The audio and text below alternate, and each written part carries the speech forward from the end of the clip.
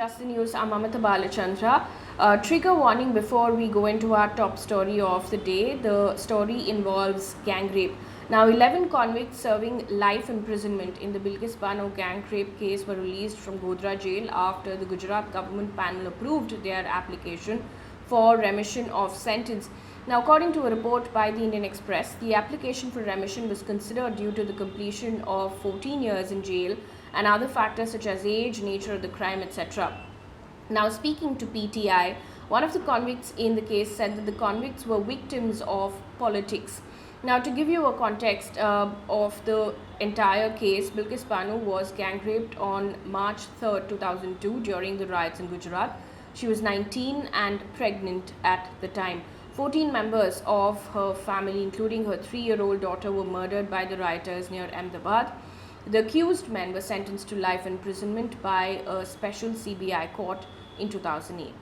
Moving on from the story now on to what's happening in Bihar. 31 MLAs of parties that are part of the Grand Alliance in Bihar took oath as ministers as part of the Nitish Kumar-led cabinet. Now, 16 MLAs of the Rashtriya Janata Dal, 11 from the Janata Dal United, 2 from the Congress, 1 MLA from the Jitin Ram Manji's Hindustani Awam Morcha, and an independent MLA were sworn in.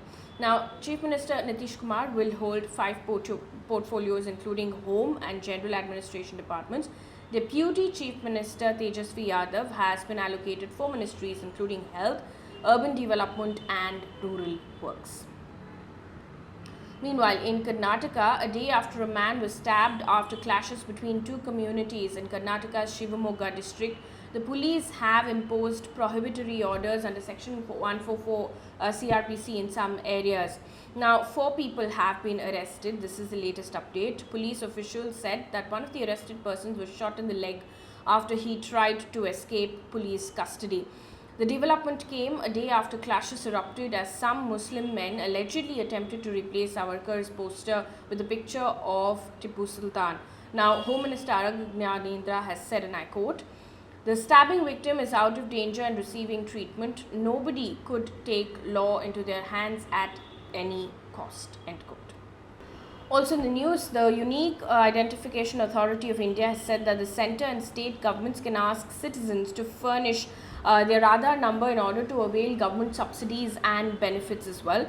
It added that people who do not have an Aadhaar number could make an application whose enrollment slip number will be considered as a required document to avail subsidies and benefits. Officials can now ask citizens to furnish their Aadhaar numbers in order to procure government certificates. Meanwhile, in Jammu and Kashmir, suspected militants shot dead a Kashmiri Pandit and injured his brother in South Kashmir's Shopian. Following this, a joint team of the Jammu and Kashmir Police, Indian Army and paramilitary forces cordoned off the area. Now, this is the second attack in 2 days. Earlier, a police personnel was injured after terrorists hurled a grenade at the Kashmir Police control room in Srinagar on Sunday, and the second grenade attack that took place in an hour on Independence Day. Now, last month during the monsoon session, Minister of State for Home Nityanand Rai had informed the Rajya Sabha that 118 civilians had been killed in Jammu and Kashmir since the centre revoked special status under Article 370 in August 2019. Trigger warning for people who are watching right now. This next story is disturbing. A minor Dalit boy was allegedly beaten to death by a teacher in Surana village of Rajasthan. Now, family members of a 9-year-old boy who died on Saturday in Ahmedabad hospital alleged that the child was assaulted by a teacher on the 20th of July for touching a drinking pot that was meant for upper caste people. Now, the accused teacher has been arrested and a case has been registered against him for murder and under sections of the SC/ST Act. In the meantime, Congress MLA Panachand Meghwal has sent his resignation to the Chief Minister and accused the police of not acting swiftly.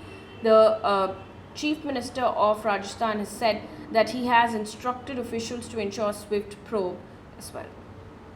Moving on to business news right now. According to the centre's data, India's wholesale inflation rate has declined to 13.93% from 15.18% in June. Now, according to the Ministry of Commerce and Industry, this is what it says. Wholesale inflation in the past month was driven primarily by the rise of prices of mineral oils, food articles, crude petroleum and natural gas, basic metals, electricity, chemicals and chemical product, food products, etc. Also, Amul and Mother Dairy have hiked their milk prices by 2 rupees per litre. Mother Dairy's price hike will come into effect in Delhi from tomorrow, which is the 17th of August. Amul's price hike will be effective from 17th of August as well.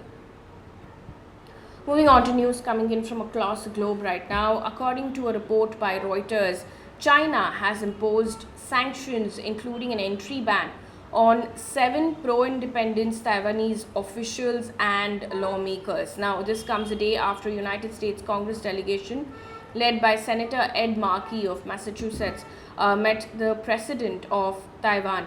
Now, this is the second visit of US officials after Nancy Pelosi's visit.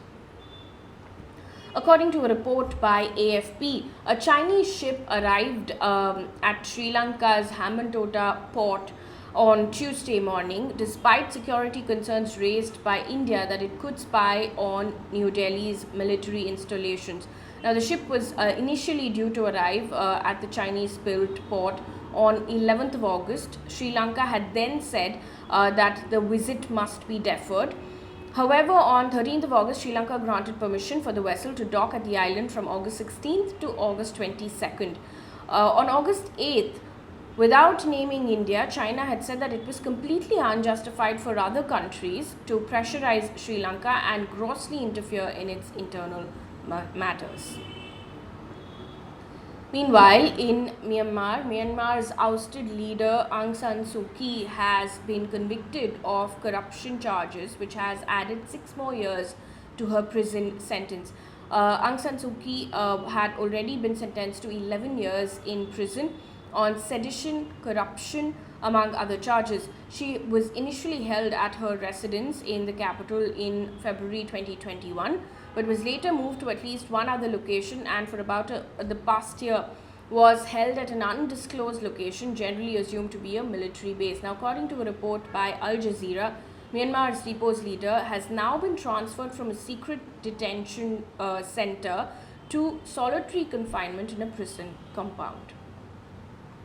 Moving on now to sports news, the big news of the day. FIFA has suspended India's Football Association due to undue influence from third parties. Now, FIFA had said the Under-17 Women's World Cup, and I quote, cannot currently be held in India as planned, end quote. Now, it was scheduled to take place from the 11th of October to the 30th of October. In the meantime, the Supreme Court is set to hear the matter related to FIFA suspending the All India Football Federation tomorrow, which is the 17th of August. And this is the centre's plea that the Supreme Court has agreed to hear.